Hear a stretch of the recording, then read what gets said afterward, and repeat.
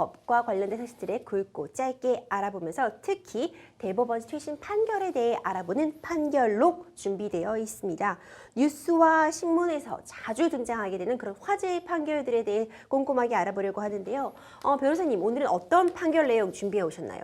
예, 오늘은 레깅스 있지 않습니까? 그래서 레깅스 몰카 사건이 있었습니다. 네. 그래서 이 레깅스 관련돼서 판결이 있었는데 1심에서는 유죄, 2심에서는 무죄, 다시 대법원에서는 유죄 판결로 다시 파기환송 사건이 있습니다. 이거에 대해서 설명드리도록 하겠습니다. 이 유죄무죄 반복되면서 3년 이상 좀 판결이 확정되기까지 시간이 좀 걸렸었잖아요. 예. 당시 파장이 꽤 있었는데 사건 내용부터 변호사님 좀 짚어주세요. 예, 일반적으로 레깅스 몰카 사건이라고 이렇게 명칭을 칭하게 됩니다. 2008년도 5월 달에 있던 사건인데요.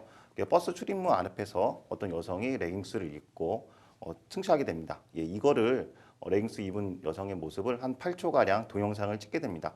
그때 이제 그 여자가 봤을 때 무슨 손목하고 발목만 이렇게 신체 부위가 드러났었고 나머지 부위는 이제 맨살이 드러나지 않았었습니다. 그리고 촬영자는 뭐 특별하게 여성의 뭐 엉덩이나 이렇게 신체 부위를 확대해서 촬영한 것이 아니라 그 전반적인 모습을 촬영하게 된 겁니다. 그래서 과연 이 사건에서 이게 성적 수치심을 느낄 수 있느냐 아니냐에 따라서 판결 여부가 많이 갈렸는데요. 결국엔 성폭력 처벌법으로 처벌되냐 이것과 연결하게 됩니다. 그랬군요. 먼저 유죄 판결이 났었던 1심 내용부터 좀 살펴보겠습니다. 1심 판결은 유죄를 선고했습니다. 여기서 왜 유죄를 선고했냐? 먼저 1심 판결을 살펴보면은 제가 방금 전에 말씀드린 것처럼 여성은 손목과 발목 부분만 보통 맨살이 드러났고 나머지 부분에서는 그렇게 맨살이 드러나지 않았습니다. 그렇다고 하면은 1심에서는 이렇게 온몸이 이게 노출 부위가 많이 있지 않다 하더라도 이건 성적 수치심을 느낄 수 있다라고 판결을 내린 겁니다. 그래서 촬영도 특별하게 뭐 이렇게 어느 신체 부위를 확대하지 않다 하더라도 전반적으로 살펴봤을 때 이게 몸매가 드러난 점에 비춰봤을 때는 1심은 성적 수치심을 충분하게 여성 쪽에서 느낄 수 있다라고 해서 유죄 판결을 내렸습니다. 그랬군요. 그런데 이제 A씨가 형량이 무겁다면서 항소했고 사건이 2심으로 넘어가게 됐습니다. 예. 2심은 1심에서는 이제 방금 전에 유죄로 벌금 70만 원을 선고했는데요. 2심에 와서는 벌금 70만 원이 아니라 이거 무죄 아니냐 해서 무죄를 선고한 사례입니다. 그래서 이때부터 이제 이 사건이 굉장히 논란이 많이 생겼었습니다.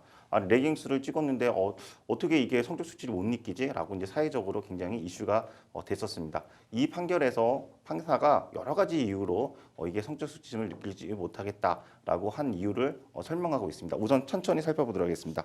옷차림에 대해서 이제 판사가 2심 판사가 판결했는데요. 거기 보면은 이 레깅스라는 옷이 여성들 사이에 비슷한 연령들 사이에서 일상복으로 많이 활용되고 있다. 그리고 스니키즌하고 그렇게 차이가 없지 않느냐. 스니키즌도 옷에 몸에 딱 달라붙고 레깅스도 딱 달라붙고 뭐 도대체 뭐가 차이가 있느냐. 그리고 그렇기 때문에 여성도 이런 레깅스를 입고 대중교통을 이용한 거 아니냐. 이라는 것은 옷차림에 대한 특징을 좀 설명했고요. 그 다음에 노출 정도도 보면은 특별하게 손목, 발목 이 부분만 신체적 부위가 노출됐고 나머지 부분은 노출이 안 됐다라고 설명을 했고 또 촬영 방법도 촬영 방법에 대해서 설명했는데 이 재판받는 사람이 뭐 촬영하기 위해서 뭐 가슴이나 엉덩이를 이렇게 특정하게 이렇게 부위를 확대해서 촬영한 게 아니라 전반적으로 그냥 그 상태에서 촬영했다 이렇게 또 판단했고 그 다음에 신체 부위를 방금 말씀드린 신체 부위를 어떤 부위를 부각하지 않았습니다. 그리고 이때 여성이 기분이 더럽다 이렇게 더럽다라고 하는 표현을 했었습니다. 이렇게 화난 말을 했는데 이렇다 하더라도 그런 말이라 하더라도 이건 성적 수침의 발언이 아니다라고 판단을 했습니다. 그래서 2심은 옷차림, 노출 정도, 그 다음에 신체 부위 부각 정도, 그 다음에 촬영 방법, 그 여성의 말은 수치심을 일으킬 수 있는 발언이 아니었다라고 해서 2심에서는 무죄를 선고했습니다. 그렇군요. 그런데 이 2심 판결이 나오자 사회적인 논란이 좀 컸어요. 예, 바로 이때부터 이제 사회적 논란이 컸습니다. 이 법원이 지금 가해자 중심 판결한 게 아니냐라고 해서 집중되게 됩니다. 아니 어떻게 여성의 레깅스 입은 몸매를 불법으로 몰래 촬영한 사건이거든요. 불법으로 촬영했는데 어떻게 이렇게 신체 부위가 노출되냐 안 되냐의 관점을 두고서만 이렇게 무죄냐 유죄냐 선고한 거에 대해서 상당히 비판이 많았었습니다. 그렇죠. 그래서 이제 검찰의 상고로 다시 이제 대법원까지 이 사건이 가게 됐습니다. 대법원의 판단은 또 전혀 달랐습니다. 이제 무죄로 선고했던 2심 판결을 파기환송하고 돌려보낸 거죠. 예, 지금 이제 이게 온 다음부터 대법원에 갔는데요.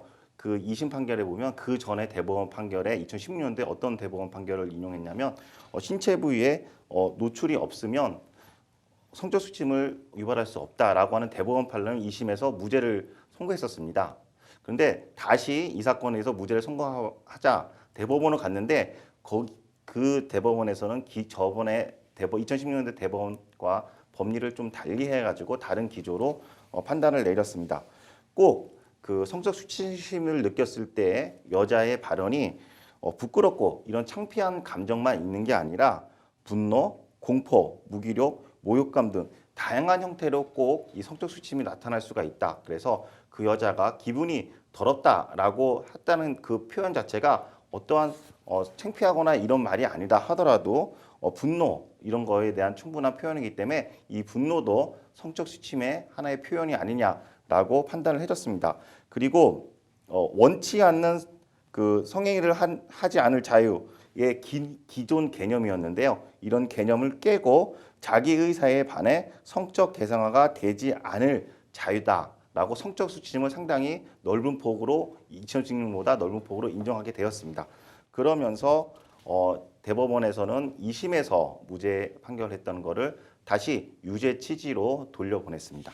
그렇군요. 변호사님, 성적 수치심에 대한 그 해석의 범위를 좀 넓게 인용했다는 것에 대해서 좀 의미가 있다 이렇게 생각해 볼 수 있을 것 같습니다.